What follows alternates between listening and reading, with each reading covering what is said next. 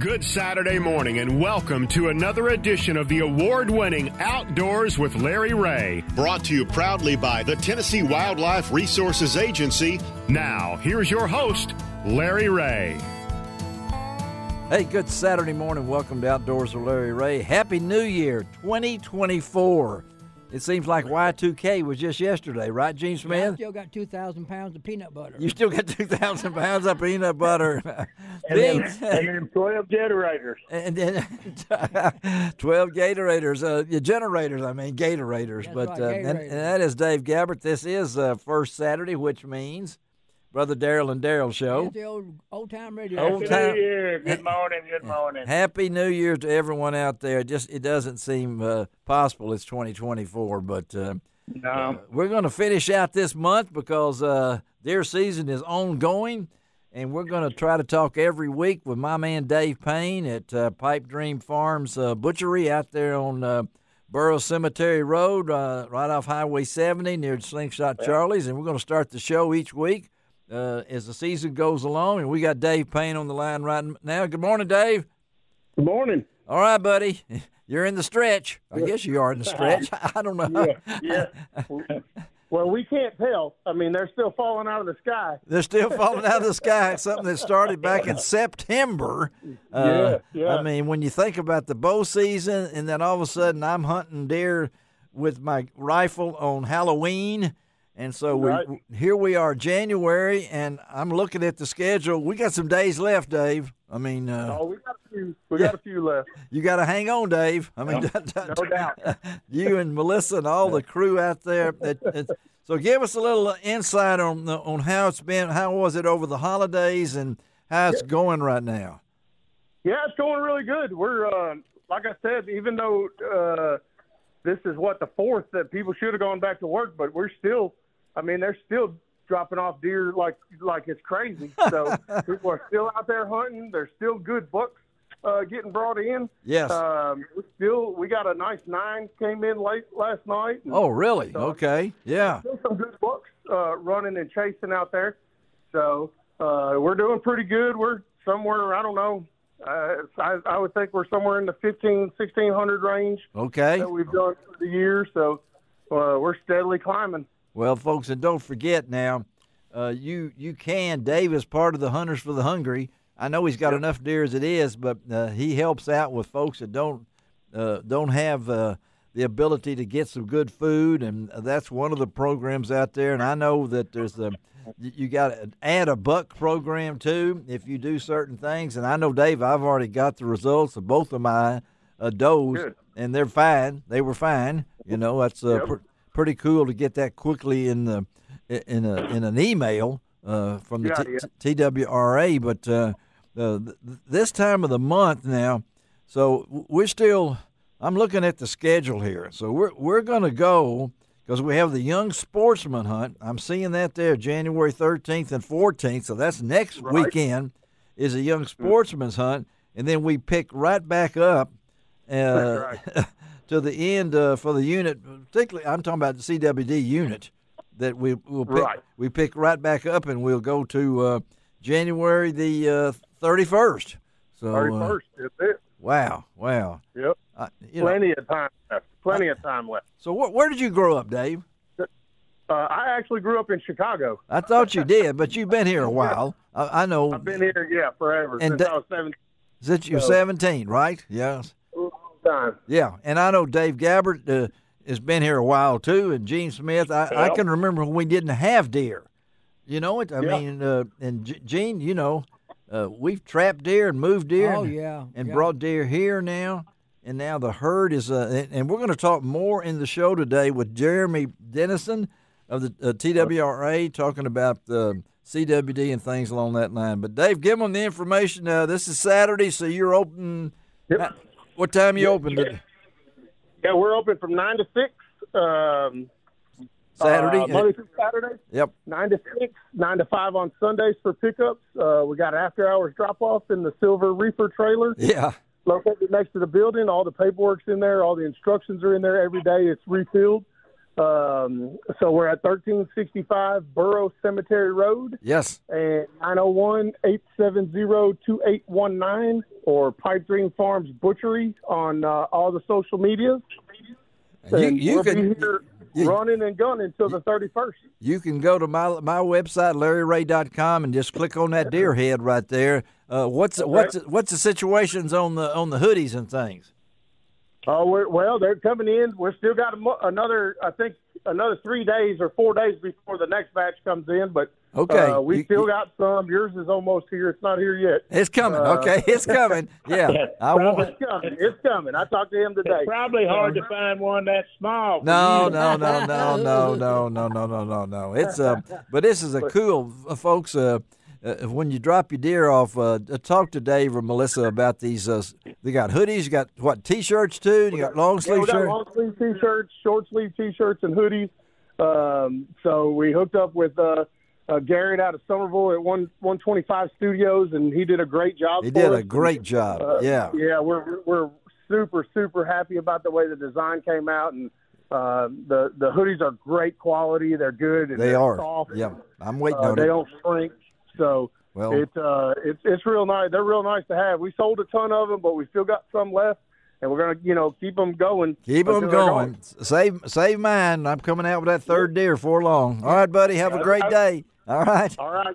Thank you, Dave. Talk to you. All right, Dave Payne. I took one down there a week ago today. Pull up, and the young lady sitting there, and we backed up, and she was filling paperwork out, and I said, "Where are we going to put him? You got a floor full of deer here." That's exactly right, man. I'll tell you, they were chopping away when I picked up my second deer recently, and I know they're running at about 14 days to get your deer back to you as quickly as they can. But there's so many deer, and like I said, I've got to tell this story real quickly. Speaking of deer, and I was going to wait till I may wait till Jeremy to tell that story. I don't know, but no, I'm going to go ahead and tell it right now. I've already told Gene, and I've already told Dave, and I've already told Shelby McCall, who is our show producer, that Wednesday this past week I went deer hunting, and that was the day after I got my good report with cancer-free, and I'm so happy for that. And I go see my doctor Monday for kind of a follow-up. But on our way to deer hunt, at our good friend James McCory's farm, where he allows us to hunt right out of Whiteville, heading in that way, we come up on a lady. We didn't know what it was. It was a black Mercedes SUV in the right lane of US 64, stopped right in the lane with her flashers going, and she had just hit a big old doe, and it just happened. Now, that doe was a big one, and her airbag went off, and she was stuck in that highway, and so me and my good friend Steve McPherson, I became a traffic engineer. Steve was consoling the lady, and then another gentleman came up behind us in a pickup and had his flashers on, and then I'm directing traffic. And I tell you what, Dave, Gene, and Shelby, people are nuts. Some of them went by us at 65 miles an hour, just like we weren't there. But we had a chance. This young lady was going to work there at the Whiteville correction facility, and she called, and our supervisor came out. It wasn't long, the state trooper came out and thanked us, and we had a time of hugging each other and prayer I had with them. And I didn't see a deer hunting that day, but I saw a DEAR. Yeah. I saw a real deer person who needed some assistance, and it took us about 30 minutes and everything. But folks, you need to be careful. We saw at least 5 or 6 deer in about a 5-mile radius on 64 coming back. They were all along the highway in there. So be careful out there. I know I've hit a deer. I don't know. Dave, you ever hit a deer? I've never hit one. I've had deer hit me. Yes, well, that's why one ran in the side of my truck, and 2 jumped over the hood. One time and hit my truck. Have you ever hit one, Gene? I hit 2 out Shelby Forest. That's. I was going. We're having a Halloween party, and I was going to the camp and pick up some stuff. Yeah. This doe, a big old buck, ran up from me, and I knocked him down when I had my little SUV truck. Yeah. And the next time, a little a doe run across from me, and the little fawn run right in the side of my car. Oh my! Butted his head and shook his head and ran off. Well, this is that time right at dawn, right before dawn, Right. When you see or one, twilight. maybe another one. Yeah, and it just brought so much to life. Did somebody get the deer? No, we didn't even think about that till later on. That was her deer. She wanted it, and I guess we could have gotten it. It had a broken neck, and it was pretty well, but it knocked it a pretty good way. So undoubtedly, it was coming across. She was coming across the road when the lady hit her head on, because it really tore up her front end of her vehicle, and the radiator was smoking and things along that line. But I think I did a story one time about insurance agents and how much damage is done by deer every year in the state of Tennessee, and it just keeps going up because the expression deer in a headlight. Well, yeah. What about that story where the woman called the agency and wanted to move that sign that says deer crossing because it was too dangerous? Yes. There's the first pun of the day. There will be several in there before this thing is over, but they do put those things up where deer have been seen, right? I mean, that's pretty much crossing the road. Yeah. Well, they'd have to put up about 1,500 on the US 64. The lady wanted to move them so the deer could cross at a safer place. At a safer place. Well, I tell you what, it happens. The deer season's still going on, as Dave Payne said. We got the Young Sportsman's Hunt coming up next weekend, and then we'll be back on the 15th through the end of the month right here in our CWD units. Got to have a fun show today. Fun show. Joella Bates will be back with us because Joella's coming to Memphis. The world-class archer is coming to Memphis. We're going to talk to Joella. Marty Marbury, we're going to let her roll. There's a lot of things going on in January, West Tennessee tourism. We're going to talk to the cornbread man himself, Johnny Warren. He's going to tell us what a great duck season it's been. Yeah, right. As Dave Gabbert laughs, what duck season? I haven't heard from Frank Barton, so I don't know that. So we'll talk to him, and then we're going to close out the show with just us. And I think my pun man, he doesn't have his book. No, I even texted my daughter. So I said, text me some jokes. Oh, my. Text those jokes on. All right. Let's take our first break in the morning. Shelby McCall is our show producer. We'll be right back on Outdoors with Larry Ray.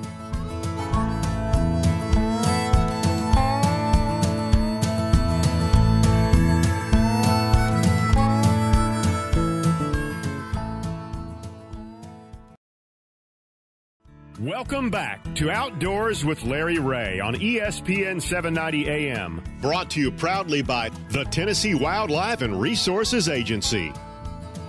Hey, good morning. Welcome back to Outdoors with Larry Ray. I'll tell you what, overcome with just being back in the studios and the good report from my cancer doctor and after my scan, and I'm feeling really good for an elderly gentleman. I've always liked the first Saturday. It's always one of those special Saturdays when I get to have one of the guys that was in the studio with me when we started this show more than 23 years ago, Gene Smith. Yes, sir. Can you believe that? 23 years. No, I can't believe that. I can't believe it. And then on the other line from Lexington, Tennessee is my good friend Dave Gabbert, who's been on the co-hosting this on first Saturday and fifth Saturday for more than a decade. I don't know, Dave. I really don't know. It's been a long time. A long time. He's counting it up. One day I'll get me. I think Gene's got 23 in, and I've got about 20. Okay. Well, you got an invoice. I'll probably get sometime. Yeah. Well, we're going to roll on. I'm glad you got good results from your doctor, from that doctor. What's your psych doctor say? Well, I haven't, I have to meet him in a padded cell. So that's, okay. But anyway, I appreciate all you listeners out there and all the texts I got and the good wishes on Facebook. And one of those good wishes came from our next guest, who special friend to me and my wife Miriam, and to all you folks out there. We got an announcement to make on this morning's show, and I'm so happy to have Joella Bates back on the show. Of course, you know we had her recently talking about the Pan American Field Championship down in Argentina, where she won gold, and we went over all that really well with her. But we got something special to announce on this morning's show, and who better to help us announce it? We got Joella on the line. Good morning, Joella. Good Good morning, Larry. Aren't we excited? Aren't we? Oh, man, I am so excited. I've been wanting to come to Memphis, you know. Well, you're coming, folks. She is going to be a part of the annual, it's been on for more than 40 years, 4 decades, I know, is the Mid-South Sports and Boat Show. It's at the Agri Center on January 26th through the 28th. And we're proud to announce on Outdoors with Larry Ray this Saturday morning that Joella will be featured on that Saturday, January the 27th. And Joella, I can't wait to see you. And I know that you're going to bring a little bit of equipment. So tell our listeners, when they come out to the show on that Saturday, what's going to happen? Well, I'm bringing my inflatable hoverball system. Hoverball system, okay. Yeah, it's like 10 foot wide and tall and about 4 feet deep. And there are 4 cones that air blows through and little balls hover on top. And I'm bringing longbows, light poundage longbows, and safe arrows. This system is made by a company called Global Archery, and this is their safe hoverball system. The arrows have a great big foam tip on them. Okay. So they're safe to shoot into that inflatable. And I will be showing folks and teaching folks how to knock those balls out of the air. All right, yeah. You've been teaching folks.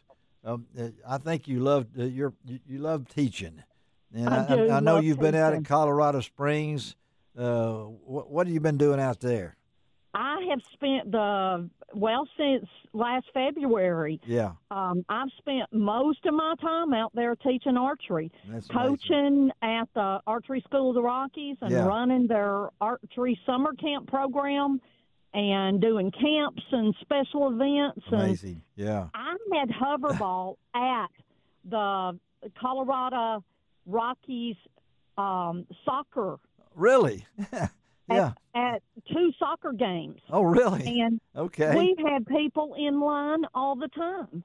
Yeah, and is that all ages? I mean, all ages. Okay, so the stipulation that is here is that you're a person. That you're a person. Well, we should cover that pretty well, I think. And this lady just loves what she does, and she's so personable and entertaining. But at the same time, she coaches 2 gold medals at the Pan American Field Championships. And what was the name of that town again in Argentina or community? Iguazu. Iguazu. It sounds like a sneeze. Iguazu. We called it iguana. Iguana. Okay, well, it sounds like it. But you got what longbow mixed team, and then longbow mixed team and longbow women's. Wow, and to be there. But this is a lady that's you've done so much, Joella. I mean, and Dave, you know Dave Gabbert from a long time, and you know. Oh, absolutely. I worked law enforcement with Dave Gabbert a long time ago. That's that right, Dave? That's right,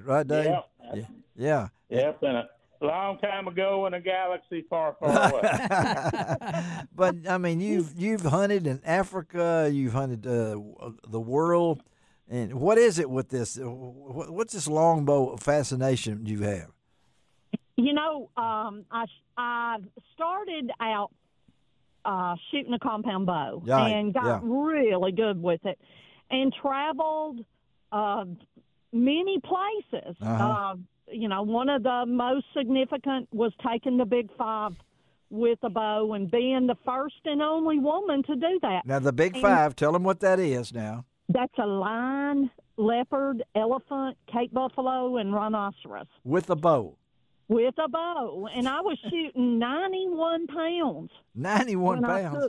Okay. Yeah, when I took the Cape buffalo and the elephant, yes, I had a 75-pound bow, and I had to turn it way down to green hunt the rhinoceros.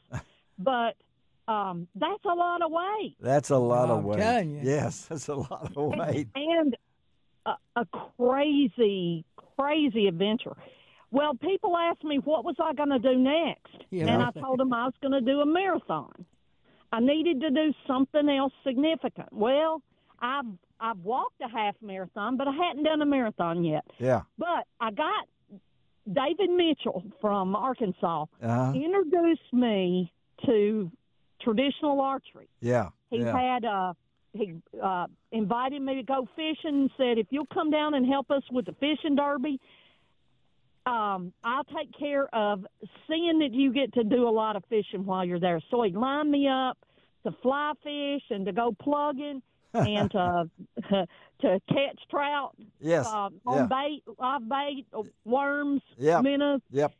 But the biggest thing that he asked in return was that I helped this young man learn how to tune bows. So he had just finished guide school, and he wanted to be able to take care of his clients if they had a problem. Yeah. And when you're 6-7 hours from the nearest potential bow shop, that's a long way to go. So I helped the young man, and he and David started playing with a Pearson recurve bow that was hanging on the wall. Yeah. And I watched them, and they were having so much fun. And finally, I said, when are you going to let me do it? Oh.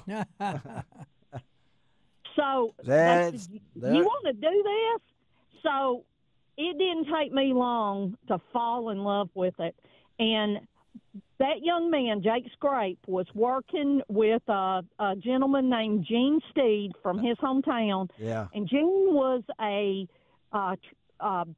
bowyer that made self bows. Oh, okay. And they wanted to make me a self bow and said that if I'd shoot it, they'd make me one. And they did. Oh, my goodness, they did. Yes. It was 42 pounds. I shot it so much that the next day I could hardly lift my arms. Oh, boy. and now look how many times you have shot a bow. Oh, my goodness. My goodness. I mean, hundreds of thousands of times. Hundreds of thousands of times. And, again, we're talking to Joella Bates out of Cumberland City, Tennessee, who will be at the Mid-South Sports and Boat Show on January 27th at the Agri Center.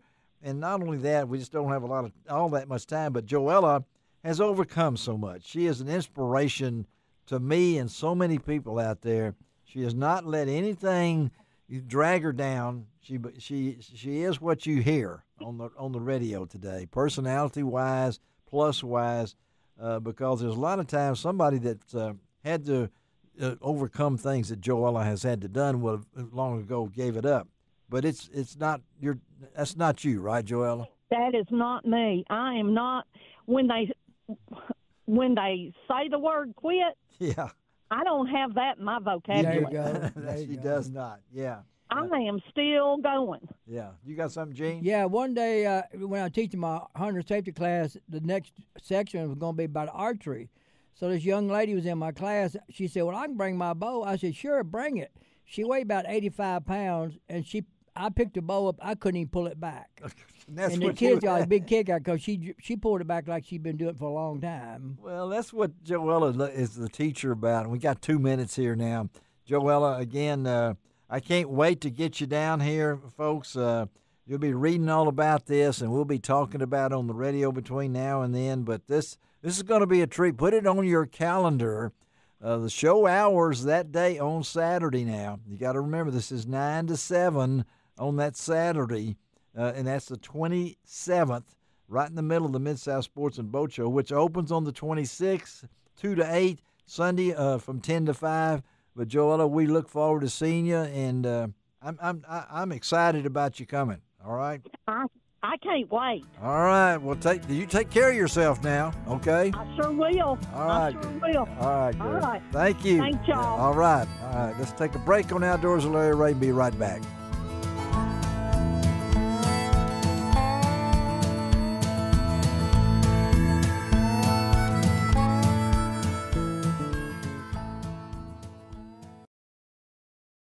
Welcome back to Outdoors with Larry Ray on ESPN 790 AM. Brought to you proudly by the Tennessee Wildlife and Resources Agency. Hey, good Saturday morning. Welcome back to Outdoors with Larry Ray. I don't know, Joella may still be on the line. You get Joella going, and she is a remarkable lady. And again, Joella Bates coming to Memphis for the Mid-South Sports and Boat Show, January 26th through 28th. She'll be here on the 27th.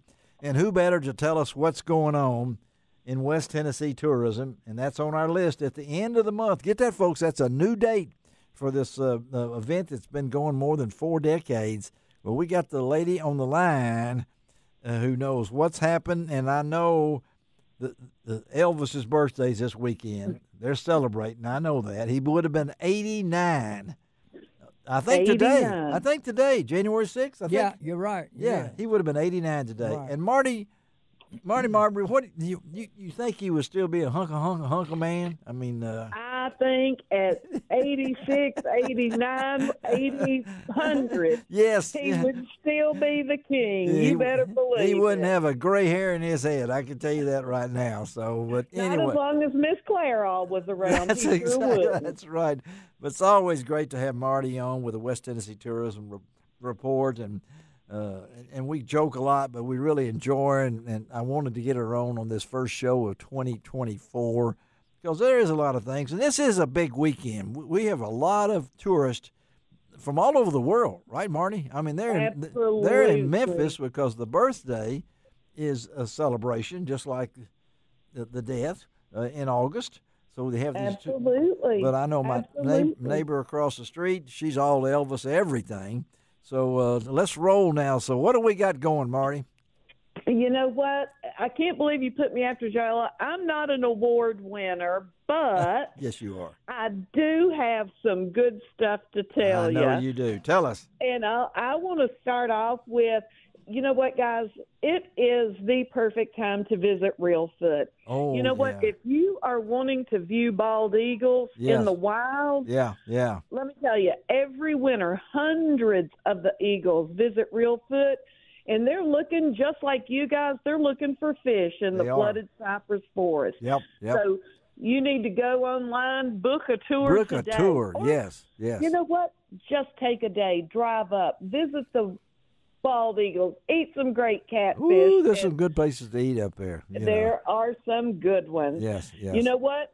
If you aren't aware, it is Memphis Grizz Nation season. Yes, the Grizzlies have got some great games coming up this month, which include they'll be going up against the L.A. Clippers, the New York Knicks, the Golden State Warriors, Orlando Magic, and a whole lot more. And they've got Ja back. And Ja's back. Ja's back. He's back. Yeah. And it's right here at the FedEx Forum in Jackson on January the 20th. Check out the Sound of Freedom.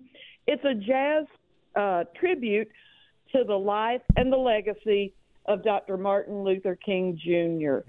And then on January the 21st, all right. Okay, I know this is crazy, but I'm kind of excited about this. What? It is C.S. Lewis on stage. I saw that. Further up and further in. Yeah.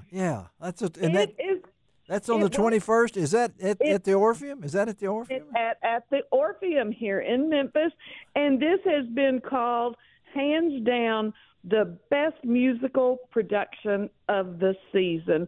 Winner of 5 Tony Awards, and it's going to be right here. How fun will that be? That will be great. Okay. All right. You know what? What? There's still time to get to Graceland to celebrate Elvis' birthday. Yes, there is. Yeah. All the events started yesterday, but you can come out to Graceland, enjoy live music, special tours, conversations. Lots of conversations. And, different languages, too. Different languages. Absolutely. And then fans are invited to the North Lawn of Graceland for the official ceremony, the official proclamation, and cake, 8:30 a.m. on January 8th. Okay, that's going to be on January the 8th, 8:30 a.m. The cake will be there. Okay. That's exactly right, and it is so worth going just to see the cake. Each year the cake is amazing. It's just amazing. Yeah, it is. They're going to have 89 candles on it. You know, I think. I don't know if there's enough of us around that could to blow it out. 89 candles. Yeah, that's true. That goes to tell you the candles cost more than the cake. Than the cake. Okay. That's right. All right. That's right. And then we have What? Tennessee Songwriters Week qualifying rounds. Yeah. Will be taking place in West Tennessee. Where? At the West Tennessee Delta Heritage Center. Oh, yeah. The Collierville Depot and Visitor Center and South Main Sounds. And if you want to go and hear some good music and have a great time, Yep. you need to attend one of these. Yes, particularly the Collierville guys, here. Yeah. It is January 2024. I can't believe it. I can't believe it. And the new vacation guides are out. Oh, they are out. Okay. They are out. So you can either go online, you can go by a visitor or welcome center and pick up your copy today. But let me just say, it's amazing. Yep. There's nothing better than a Tennessee vacation. West Tennessee tops them all. And to find out the most current information is where? Go to Where? tnvacation.com. I've already got it written down here, tnvacation.com. Marty, you're always on the spot, girl. Happy New Year to you. You just part of this show that we appreciate what you do for West Tennessee tourism. I know Greg has to keep. Do you have a calendar? Do you know where you are most of the time? We have 2 or 3 calendars. We have 2 or 3, and sometimes we're on the phone and we're like, "Do you have your calendar? Yes. Do you have your calendar?" Yeah. Well, you got to get rid of that 1925 car too. You need a new car. I mean, the mileage on that thing is getting out of sight. I can tell you that. It's incredible now. All right, Marty. We love you, girl. Thank you very much. See you guys at the boat show. All right. See ya. Bye-bye. Yeah, come on out. Come on out, Marty. I will. All right, girl. Take care. Take care. Marty Marbury. All right. Always a pleasure to have Marty on Outdoors with Larry Ray. And go to tnvacation.com. We've got that listed on larryray.com and the information. Those travel guides, I used to collect those when I was a kid. You'd go. Oh, wow, yeah. Yeah, you'd go in there. Dreaming, or I would write and get them from the state capitol. Super, and dream of places. And I know, there's things in West Tennessee that there are places I've never been to. Oh, yeah, a lot of people. I met people one time up at Shelby Forest and never seen the Mississippi River. Never seen the Mississippi River. I said, how long y'all been living in Tennessee? He said, 20 years. Did you tell him it's right behind those trees right there? Right behind those trees, yeah. And I don't know, Dave, now you living in Lexington. You're from the city here, but you had roots in the Lexington area up there. But I think Parker's Chapel. Parker's Crossing. Parker's Crossroads. Yeah, Parker's Crossroads is one of the neat places to go visit. That people drive by on the interstate and don't pull over and go look at it. So that's the battle up there. That was the only place that Bedford Forest got surrounded, and somebody said, "Well, we're going to do, General." He said, "We're going to charge both ways." There you go, yeah. And that's right on the interstate, and there's a lot of different places to stay and see there. So anyway, I just threw that in there. If you're looking, New Year's resolutions, Yeah. You got but Marty's right. If you want to see eagles, go to Reelfoot, because I've been up there, around the Black Bayou Refuge. Me and Jeff Martin, the refuge manager, one day away a long time ago, we was riding around and we made the circle and we counted over 60 bald eagles sitting in the trees. Wow. Also, David Crockett State Park. That's another one. We have a rendezvous there every year in August. Is that near Lawrenceburg? Is that the one near Lawrenceburg? Yeah. And it's David Crockett. David Crockett, yeah. Is it Davy or David? Davy. It's David. Guess, whatever. I don't know. I know. It's a beautiful park to camp. The stream going through there. In the movie The Alamo, he said he prefers David. He does prefer David, and and I know that. But seeing the eagles, and there's no ice right now.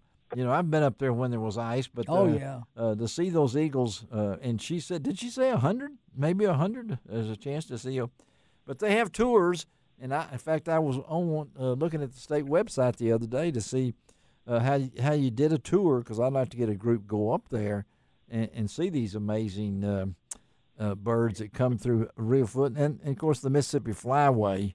You know, there may be more. Oh, yeah, that's a good thing about here on Mississippi Flyway is the largest flyway in the United States. Well, we may have more eagles than we have ducks right now. Yeah. I don't know. Yeah, you're probably right. Yeah, and I don't know what Dave has been hearing any of that, but, boy, I'm hearing such, and I'm hoping Cornbread Warren, I'm hearing so many things. Well, I listen to the Arkansas station most of the time, and they talk about how the ducks are so few because of the weather and the drought. Well, the drought. I know some guys that can't even get to their blinds because there's no water. Yeah, there's no water. Yeah, and if you pump, we went to Arkansas for the holidays, going out Interstate 40. There's just snow geese. They were there. The snow geese were there out in the big fields. But boy, I tell you, there's some flooded fields with no ducks at all. I mean, maybe 4 or 5 here and there, and none flying like over the Langale River and some of those other places that you normally would see that. But we'll talk to Cornbread about that. I remember when we first did the Eagle Lake Refuge at Shelby Forest. Rick and I went down there. I was going to take a picture because one of the calendars had nothing but green wings on it, and I was going to get that picture. I mean, it was unreal how many ducks were at Eagle Lake Refuge. Well, I know that I have not been this year. I usually go in January, but I'm in a holding pattern right now. So let's take a break, come back. Jeremy Dennison's back again, CWD Field Coordinator, Wildlife and Forestry Division, TWRA. Dave knows Jeremy, and Jeremy's going to kind of give us an update because we know we're killing deer. We'll be right back on Outdoors with Larry Ray.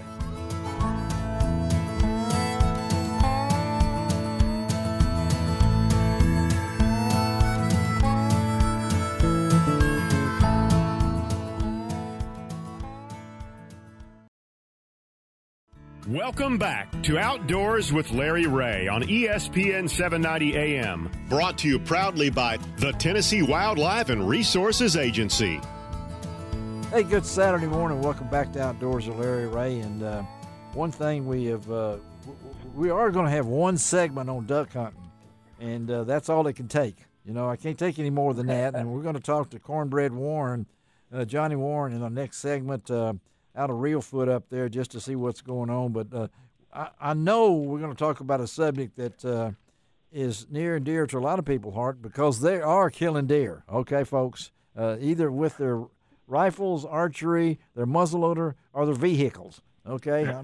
I know those things are going on, and if you heard my story earlier in the show about helping a lady who had just hit a big old doe on US 64 on Wednesday morning, after it damaged her car, the deer are out there, and who better to talk to is our good friend Jeremy Dennison. He is the CWD Field Coordinator, Wildlife and Forestry for the TWRA. Good morning, Jeremy.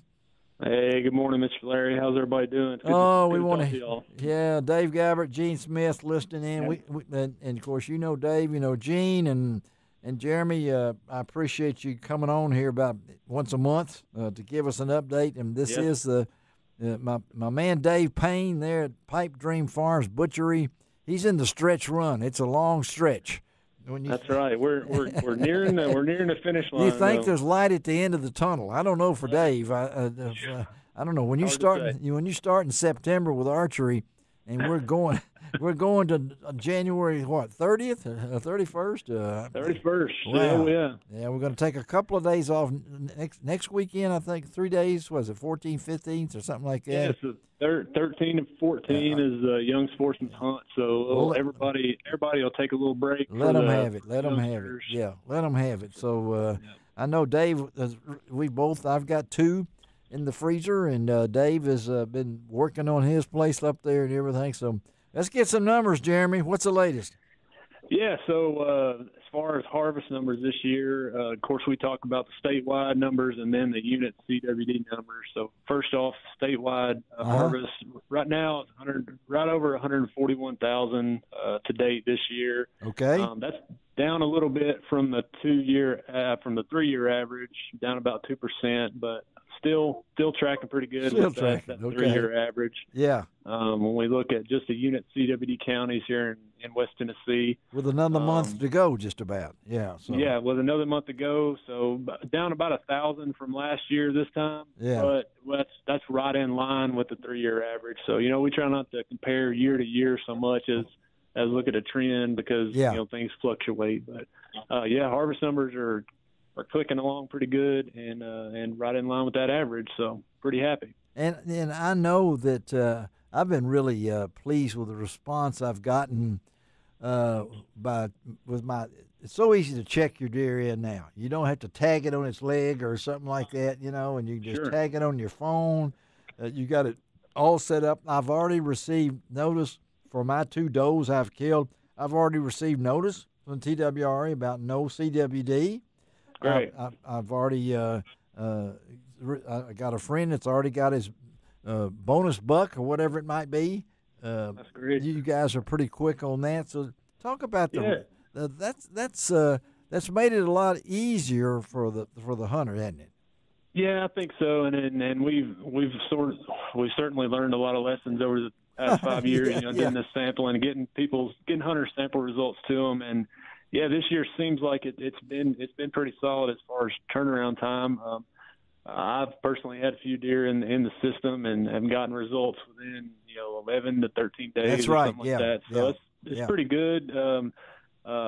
Certainly that tends to stretch out to a little bit more than that around the holidays and as just the sampling volume and the volume that the lab can handle goes up. So, but I've been really pleased with turnaround time this year. I think I've heard from a lot of people that have gotten their results in single digit days from the date that I did on one of mine. So talk about the CWD now. How are we doing on number wise on that? Number wise, it's a little bit lower as far as the number of positives, but you have to take into account that we've tested fewer deer than we did last year. So percentage wise, it's tracking about the same, but we have statewide we've sampled about 14,000 deer, and about 12,000 of those, so the vast majority have been from Region 1 in the counties that I work and my staff is collecting samples from. We have 518 positives so far. Now, the majority of those come from our core areas where we know the disease is present in, pretty high prevalence, Fayette and Hartman counties, but have a scattering of positives in the surrounding counties, but we're still clicking along at a pretty high prevalence rate in Fayette and Hartman. So, and I know that Dave being in Lexington area up in there, we're still the concentration. I think still along the Mississippi-Tennessee line. Yes, sir. For most of them, you can dip into Marshall County, Benton County, some of those in Mississippi. Mm-hmm. You guys work with them? Do you work with Mississippi folks? We do. I've talked to Mr. William McKinley, who's the statewide deer coordinator down there, pretty often. They actually just had a new county that's down in South Mississippi. I believe it's I want to say Harrison County. It is. That's right. They were preparing for a public meeting, and so we were able to share some of our prevalence data and trends just to present to those folks to see kind of what their neighbors to the north are dealing with, and then he's reported that really helps. So that's really important for us to coordinate and just kind of work along with our neighbors in other states who are dealing with kind of the same thing situation. So. Yeah, and again we're talking to Jeremy Dennison, the TWRA CWD field coordinator, and I know that title, Jeremy, puts you. You got your facility; it's up and running there, right? Yes, sir. Yes, sir. How's it going? Going really good. We're able to.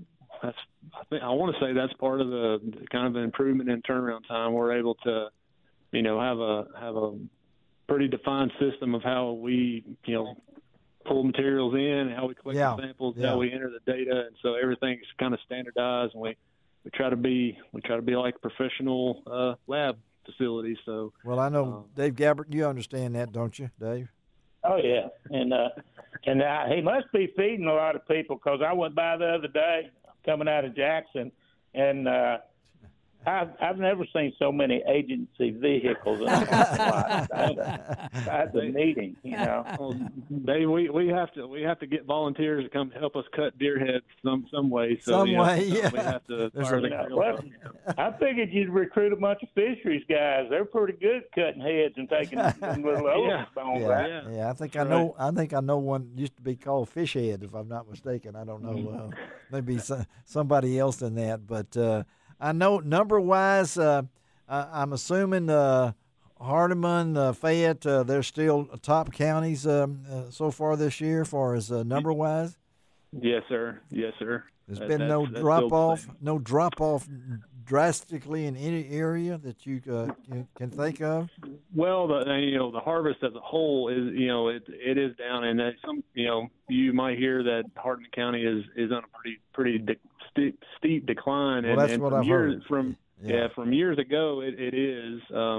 But when we look at a 3 or 5 year trend, so the change over the past few years is not very drastic. And you have to do that, don't you? You can't look year to year. You have to have some kind of. I know the waterfowl people do that too. Oh, I wasn't going to say ducks again. That slipped Absolutely. out. That slipped out, Jeremy. Okay, I mean, we're not talking to you about ducks because I don't want to get that opinion and everything like that. But the herd. And I've been at Dave Payne, and again, folks, I really stress, we got a healthy deer herd now. We got CWD. We've had that now. We've been battling that for a long time. But at the same time, the Feed the Hungry program is one that I really support, and I know my man Dave Payne does too.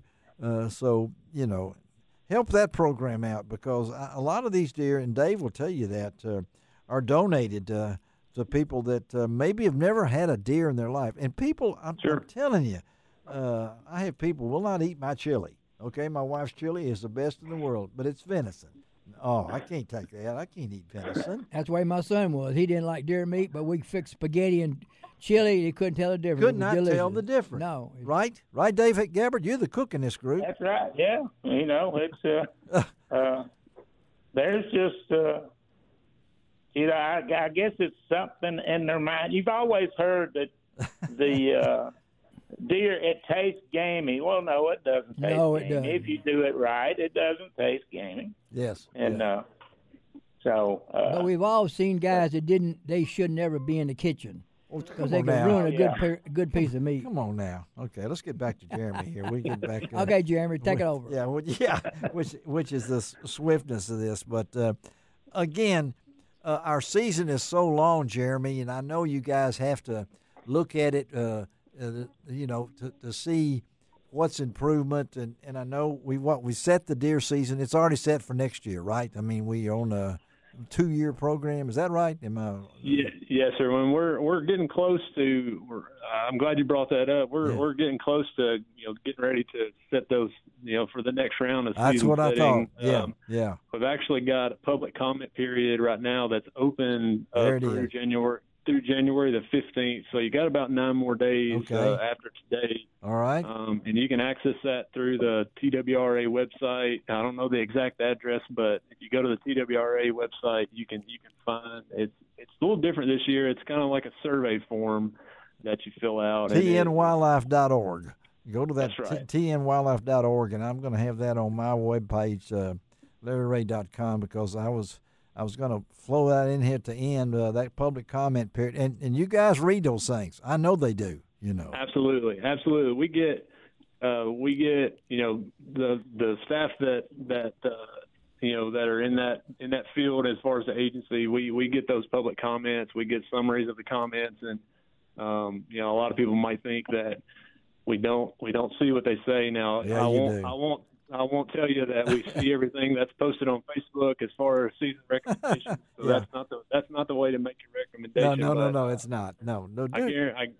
I guarantee you that if you go through that website process and enter your comments, that we do take those into account, and they are useful in season setting. And if enough people are interested in a certain change, that's definitely going to go for it. That's going to go far, and our commission ultimately decides at the end of the day decides on any changes. So I would encourage people to, make your voices heard. And January 15th. January 15th, folks. You got about 9 days here. TNWildlife.org. Jeremy, thank you again, buddy, for being with us on Outdoors with Larry Ray. And we'll probably check in with you again, buddy. We got your number. All right. Okay? Please right, do. I'll talk to you guys later. Have a great weekend. All right. Now, let's take a break on Outdoors with Larry Ray. And yes, we're going to talk ducks. Are you ready, Dave Gabbert, to talk ducks? No, I said duck. I didn't say ducks. Okay? We'll be right back.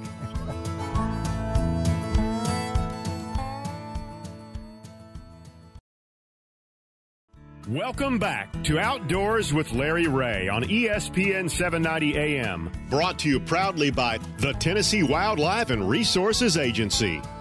Hey, welcome back to Outdoors with Larry Ray, and we've had fun on today's show. First Saturday, which means Dave Gabbert and Gene Smith. And, Good morning. Good morning. And hang around for the last segment because we're going to do a little freelancing here on Outdoors with Larry Ray with the pun master himself, even though he didn't bring one of his pun books, but... and then Dave will talk a little memories about, we might talk waterfowl. I don't know. We got memories of waterfowl. And I know this next guest on the show, a longtime friend, and I know he's got a lot of memories of waterfowl. There's not much memory making this year. And we'll ask his opinion, and I guarantee you he'll have an opinion. And that's our good friend Johnny Cornbread Warren. Good morning, Johnny. Good morning. Good morning. How y'all doing? Let's talk about it, Honky Tonk Guide Service, man. What's it been like? It's been slow. It's been. Now, what is slow now? Now, what is slow? Well, to us, this time of year, we're between 300 and 400 ducks. We've killed probably 200 or 300 geese, but this year right now, we're less than 100 birds on the ducks, and probably yes, sir. Yep, that's true. I ain't going to sugarcoat it for anybody. We've had the drought came on all summer long. We had a very wet spring. Yeah. Now they tell us that there's a lot of ducks up north, but we've had warm weather and no rain. And I've been told that a lot of the federal refuges have not pumped as much as they normally do up north. In the Illinois, northern Missouri. That's word of mouth. I don't know that for a fact. Yeah. But I do know that down here that we're pumped up at Reelfoot. All of our refuges in and around Reelfoot. TWRA is doing a pretty good job. We've got a new manager up here for the last couple of years, and Chase has done an excellent job up here working with the guys. That's again, my opinion. But it's been really, really slow on the ducks. And the ones that we have, when they come in, when new birds come in, you do pretty good for a day or two, but they're not as stupid as people think they are. Yeah, that's true. And how many robo ducks and vortexes and all this stuff have they seen? Yeah, and Alberta, we're up there at Goose Masters. We guide also with them, and not this past year. COVID put a damper on all that stuff, and we're just now fixing to get ready to start going back and starting at Peace River, Alberta, and then coming south. I hope. We hope to, but we'll see what happens. But anyway, it's been extremely slow here. I'm standing here on the bank of the lake right now. Most of the guys are starting to come in. This morning, one bird this morning was it. And it was a wood duck, and I'm not. It was so a wood sure. duck. So let me tell you. You've been doing this. How long? When'd you kill your first duck? How old were you?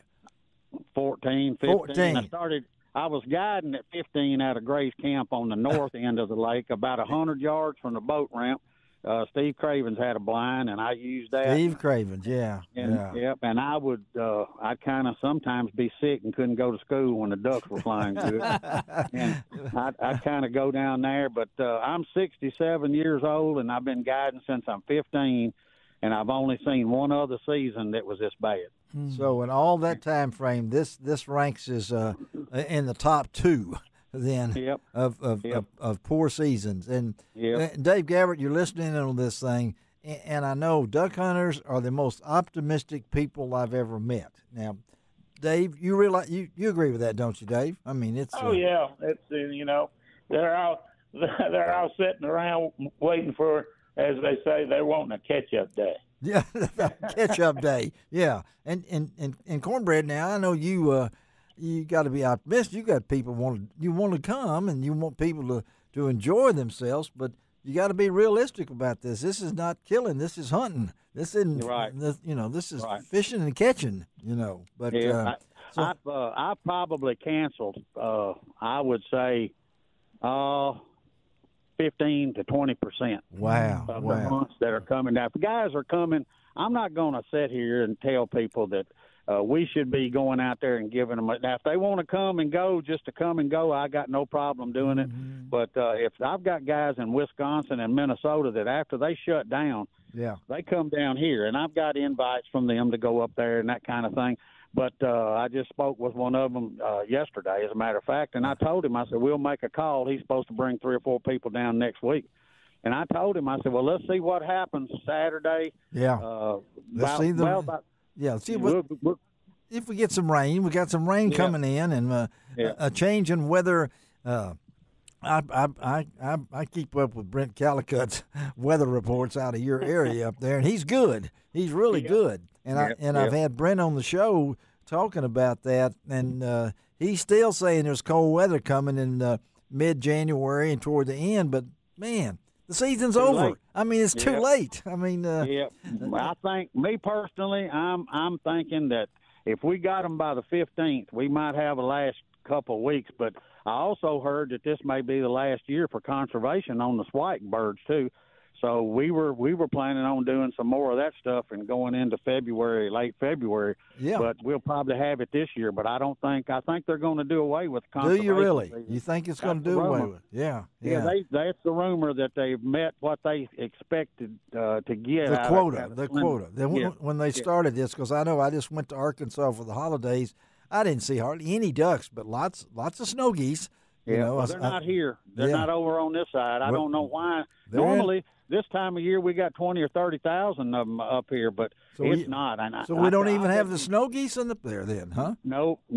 This morning, I saw about 5 or 6 bunches, 20 to 100 maybe in a bunch, and they were high. It's clear. Only thing in the sky up here is the sun. Now, the lake's beautiful. There's more crappie fishermen out here right now than there are duck hunters, I think. But the lake closes in it's closed right now. That's why all the boats just came in. They shut down at 3. Now, we go to, the sundown.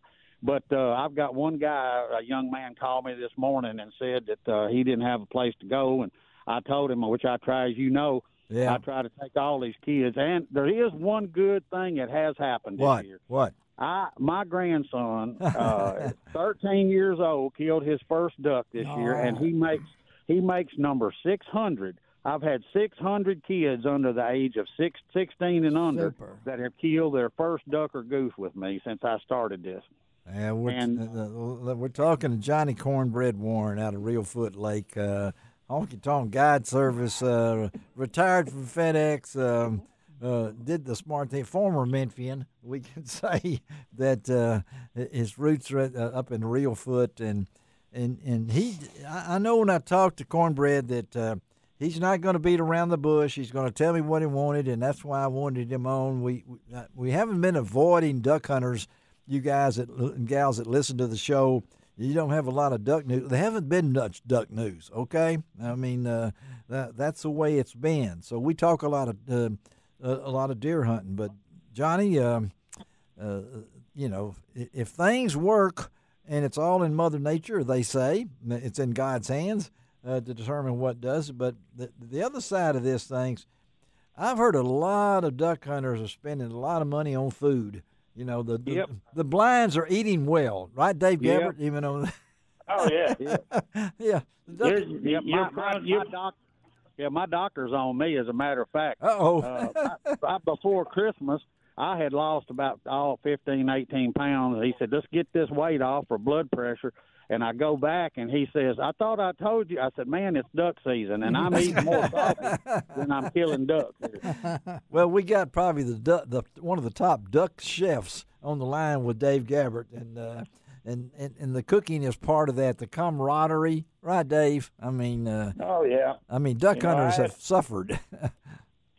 I asked the managers one time at the Walmarts in Dyersburg and Union City. I said, how much more sausage and biscuits do y'all sell for 60 days? During duck season. That's about right. I guarantee you, one of the guys that hunts with me is I'm not going to call the name of the company, but they are a sausage producing company, and they have been he's been hunting with me and folks for quite some time, and he told me this year that, believe it or not, that December and January are the two biggest months in West Tennessee for their sausage business, and that goes for links and everything else. And I thought, well, I wonder where it's going. Then I looked down at my belly and I saw where it was going. You know where it's going. Yeah, and that's what makes the economic impact is so great. And when we have a 20% dip in those people that aren't coming, Johnny, right? That doesn't just affect the guide; it affects the local economy too, right? Yeah. Right up here where I'm at, my house right here is on the lake, and it's right beside Sportsman's North. Bill and Candy Curlin got a great business. Right down the road here, about 250, 300 yards, is Upper Blue Basin. Yes, and Ken Jones and Jerry do a fantastic job. Jerry had a stroke some time back, and he's kind of slow now, but he's coming back. Good. And then Gray's Camp up here with John Fagan, they do a great job. But I'm going to tell you, not near as many trucks here. They did the same thing. All the people that are guiding that I know of have called their people and give them the option. If you guys want to come, but I just can't see these guys coming from Minnesota after they shut down in Wisconsin, Minnesota, and two guys from Canada come here, and we swap out stuff. And I told them, I said, guys, you're looking at spending, by the time you come and get a 4 or 5 day license and spend hotel rooms and all this kind of stuff for 4 or 5, you're looking at spending $1,000, $1,200. That's right. And it's just a lot of time and a lot of money. But I told them, I said, it's not too long to March, so just get your crappie poles ready and come on back down then. Well, we appreciate it, Cornbread, for being with us. And I think that is a plus because you can't blow smoke on this now, folks. I mean, this is what it is. We have to. They always the old expression, "Grin and bear it." I can't bear it. Okay, there's no grinning involved in this. There's picking and grinning, but it affects so many different people. Well, tell me how they can get in touch with you, John, if they want to book a trip, maybe for next year or crappie trip or whatever. Tell me how to get in touch with you. The best way to do it is just give me a call. I'm not going to take anything the rest of this year, but maybe some fishing in the spring. I may take a little bit, but not a whole bunch. But it's 901-481-8237. That's 901-481-8237, and we'll see what we can do. Now, one of the things I want to do for these folks out here, you and your show, next year, coming up, maybe starting about June, July, something like that. Yeah. I'd like to have something going on where people could send in something to the Larry Ray Show, and I'd like to have a youth hunt up here for these guys. And it would the people will be picked and drawn for that first or second Saturday youth hunt. And if you'd like to do that, we'll do that and try to get a bunch more kids up here. Yeah, let's do that for sure, Cornbread. I appreciate that. That's a great idea. It won't cost them a penny. Just come on up here. All right, buddy. Well, have a great one. Happy New Year to you, and I'll tell all your friends that you're kicking, but just not as high. Okay, man? That's right. That's it. All right, buddy. Have a great day, guys. Have a great one. Bye-bye. All right. Let's take a break on Outdoors with Larry Ray. Wrap it up with Pun Time with Daryl and Daryl. Who is that? You'll find out. We'll be right back.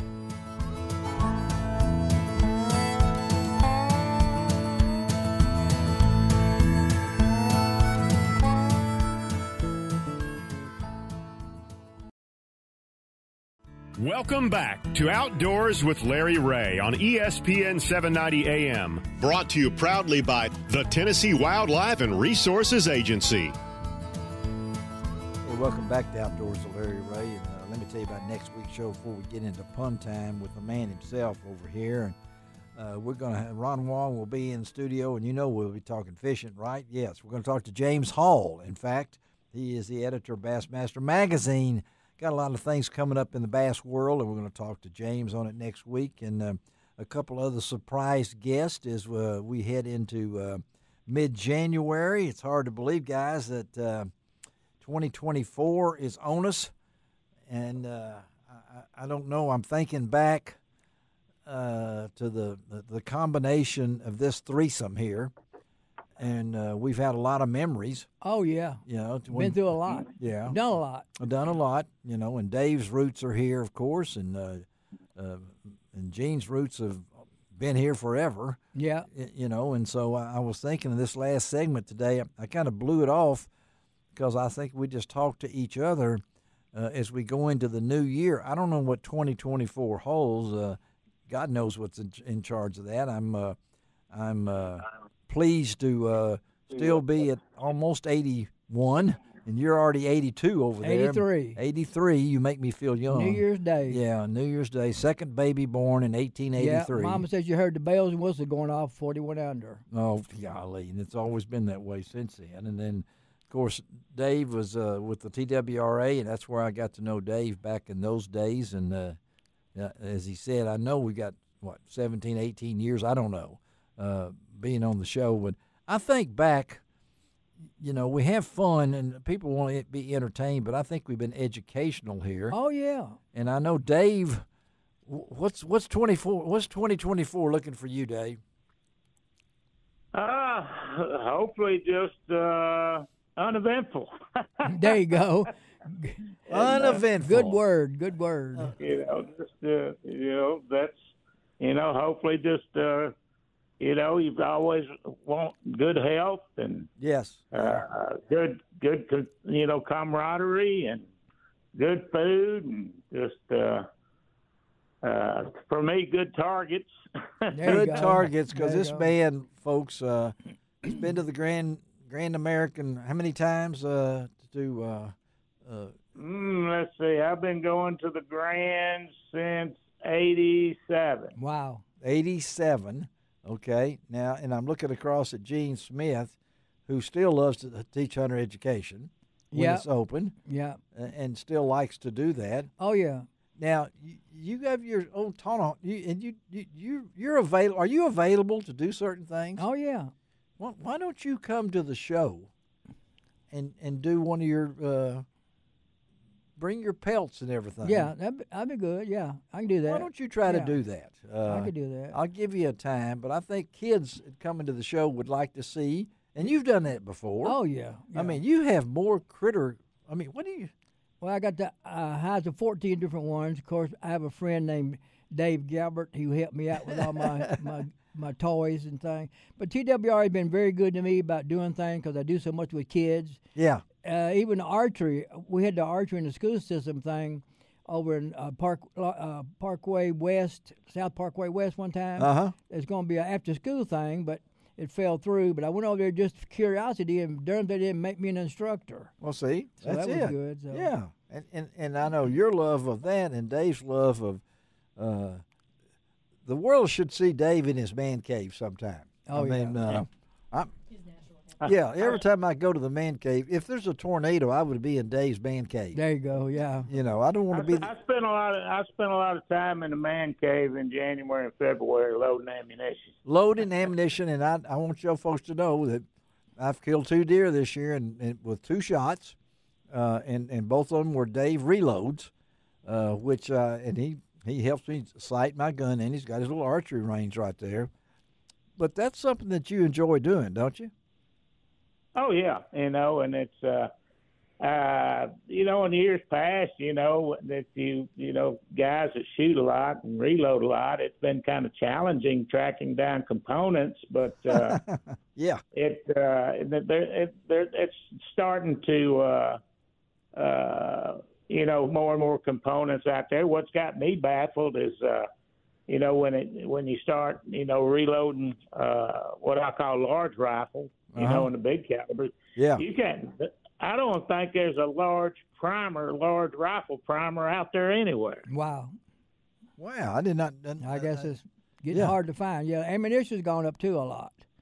Well. Yeah, and reloading. Who taught you that? Who taught me that? Well, I was. I'm kind of self-taught. Self-taught. I thought you told me. Yeah. But back then. When I really got into it, since I've been reloading probably since the late 60s, early, 70s, and stuff like that. I was fortunate enough to meet some, being a youngster back then, to meet some older guys. Most of the stuff you learned back then was kind of passed down. Right. Passed down. Right. Yeah, but these days, if you're interested in it, you can get on the web and find. You can go to YouTube. You can go to YouTube. Are we losing reloaders? Is that an art that? That kind of hand in hand. You don't, the guys that shoot a lot that reload, but there's a correlation. If you don't have a place to shoot, you're not reloading. You're not reloading. That's right. Yeah, you're not reloading.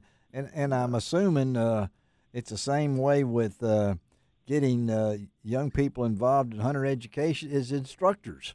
Yes, it is. Yeah, I've got everything's online now. Oh, yeah, I know. I missed that because I missed the. So you missed the camaraderie of being able to. But I had something happen to me Thursday morning. I go to Jack's every morning for breakfast.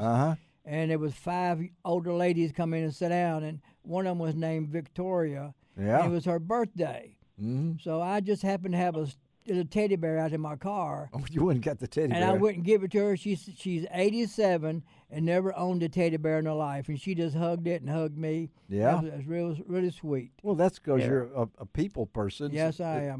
Does that count as a hunter education instructor? Course, yeah. You instructed her in the art of having a teddy bear? Yeah, it is. Yeah. Well, the little lady, I'm president of senior adult ministry at church. Yeah. And most of the little ladies, I give them a little stuffed toy once in a while. There's one lady named Evelyn Gulick. I give her a skunk. You gave her a skunk? Yeah, she told everybody in church that I give her a skunk, and she got the biggest kick out of that. Well, speaking of getting a big kick, do you have anything off the top of your head? We're about to run out of time here. Well, I asked my daughter a while ago. I said, I forgot my old folks joke book. I said, send me something. She said, you know what's red and bad for your teeth? What is red and bad for your teeth? A brick. A brick. I said, all right. You've heard that. If you wonder where the yellow come from, brush your teeth with bubble gum. Oh, really? Yeah. Have you ever heard that one? Yeah, well, there's one that you haven't heard. That's right. I've actually thrown that in there. That's true. You had Sherry was here, or she? No, she's still in North Carolina. She's supposed to be here for my birthday, but her boss is having surgery, so she's stepping in. So you don't know when she might be here. No, well, she's going to be here in March. She'll be here in March for sure, and y'all can march around together. Right. Yeah. For my thing to the Young Amateur Sportsman Association. March the 15th. The 18th. 18th. Gene Smith's going in the Memphis Amateur Sports Hall of Fame. Right. I'll be there because I nominated him. Super. And we announced this and kind of caught him off guard a little bit. Yeah, gave him some good news, and Sherry's going to be there. Sherry's going to be able to come in for that. You hope? I'm surprised a lot of the ladies want to be there. I had one lady. What do you mean you're surprised the ladies want to be there? Well, I mean it's a hunting thing, But yeah, but it's Gene Smith. That's true. That's true. I mean, I got a lot of. I've been blessed with a lot of friends. I'm hoping that Dave can come, and he and Rand, if they're in town, if they're not on one of their multi trips. Yeah. Yeah, last time I talked to him, they were somewhere else. They're always somewhere else. I know, that's good. Henry Reynolds used to have a trailer. He called it the Rolling Roost. Oh, I think Dave Gabbert and Rand have a Rolling Roost, but the paper paid for his Rolling Roost. I didn't even get a pop-up, when I was it. But appreciate both of you guys for being part of the show. And, I thought that we just kind of flake on out here. Shelby has been an important part of this show for, 5 years or more for us. So we celebrated her 5th anniversary not too long ago. And we got a lot of guests lined up. I'm already working on them for this year. So what you going to say, Dave? I'm surprised 5 years. You usually run them off before now. What's the longest producer you ever had stick with? Well, the shortest was 1 week. But I mean... Theo was long, wasn't he? Yeah, Theo was long. Yeah, I've had several, I still see him on Facebook once in a while. Yeah, but I've been very fortunate here at Odyssey to be able to have good ones. Shelby, all been good. Shelby has come in with great knowledge of the outdoors. Yes, she has. Yeah, and we've she's self-taught. I think it comes to that and everything. But we'd like to know what you'd like for guests. And before we close it out, I would like to get some pictures, some photographs of your hunting this year. You can send it to lroutdoors@att.net. That's lroutdoors@att.net. And we'll post them on our Facebook page or we'll post them on our website. But if you got a kid with his first deer, whatever, we're going to start posting those on the website for sure. That's LarryRayREA.com, and we'll have all those on there. Guys, appreciate y'all. Gene, thank you. Yes, sir. Always. Happy New Year to you. Thank you. Another year older, deeper in debt. Yeah, that's right. Dave, thank you, buddy, for everything too, and I will appreciate all you folks out there for your prayers as I got this good cancer report. So I'll let you know next week what's going to happen. So Shelby's holding up one finger. She's even testing the wind in here or something else. I don't know. She may need to leave. All right. But anyway, this is Larry Ray reminding you I do each and every week. It doesn't cost an extra cent to be a good sport. And what else, guys? God bless the USA.